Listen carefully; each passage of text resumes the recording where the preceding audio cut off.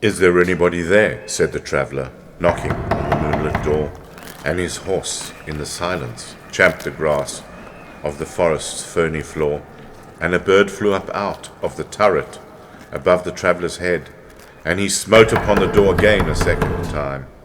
"Is there anybody there?" he said. But no one descended to the traveller. No head from the leaf-fringed sill leaned over and looked into his grey eyes, where he stood, perplexed and still, but only a host of phantom listeners that dwelt in the lone house then stood listening in the quiet of the moonlight to that voice from the world of men, stood thronging the faint moonbeams on the dark stair that goes down to the empty hall, hearkening in an air stirred and shaken by the lonely traveller's call, and he felt in his heart their strangeness, their stillness answering his cry, while his horse moved, cropping the dark turf neath the starred and leafy sky. For he suddenly smote on the door even louder, and lifted his head.